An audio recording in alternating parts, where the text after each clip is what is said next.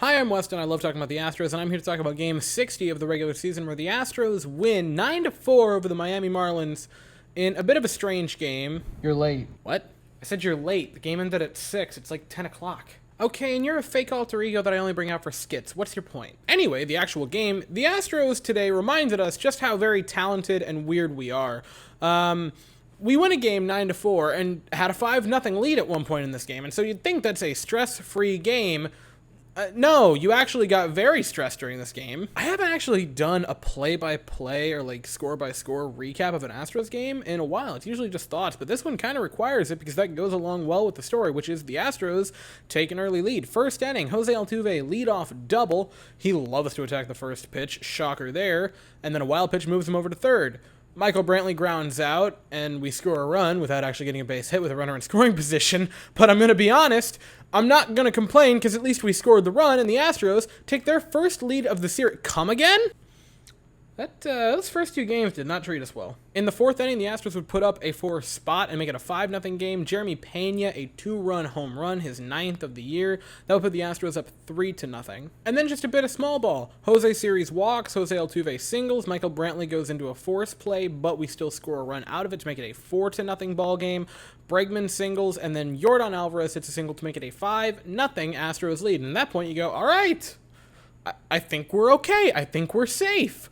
You're wrong, because in the 7th inning, a pair of fielding errors and then a home run would make it a 5-4 game where the Marlins are now they're knocking on the doorstep, and all of a sudden that big lead is gone. Verlander had a very interesting day because he goes 7 innings, only gives up 3 hits and 1 walk. That is fantastic.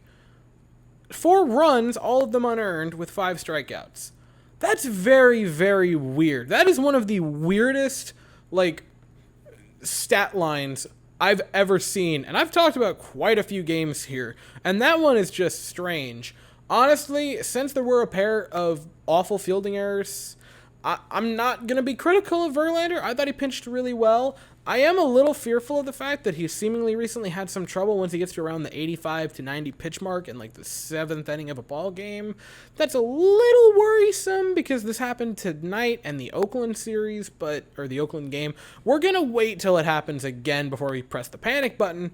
But overall, an interesting day for Verlander. I said I was going to do score for score and then get into it, but then I went down a rabbit hole.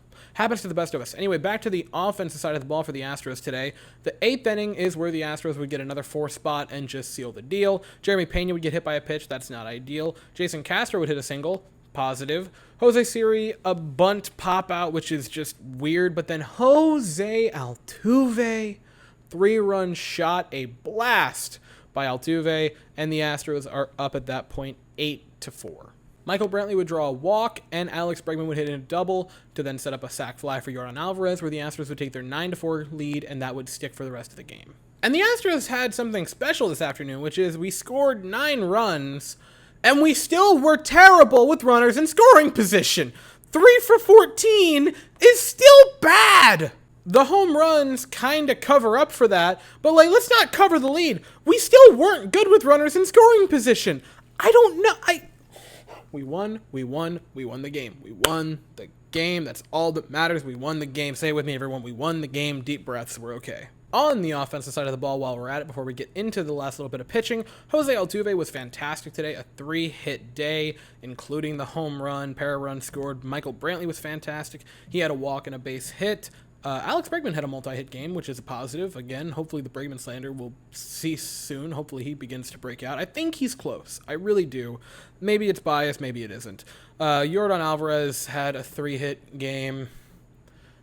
It's barely worth talking about at this point. It is just almost the prerequisite. I mean, good Lord, Yordan Alvarez is fantastic. And again, debatably one of the best, if not the best hitter in baseball. We move.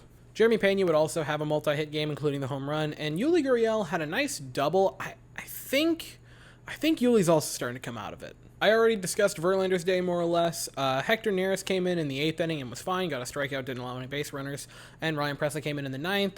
No strikeouts, no walks, no runs, no hits, just some soft contact outs, and the Astros escape at least salvaging 1 against Miami. And that was about it for tonight. Tomorrow evening, the Astros head to Arlington to kick off the next in the Silver Boot series.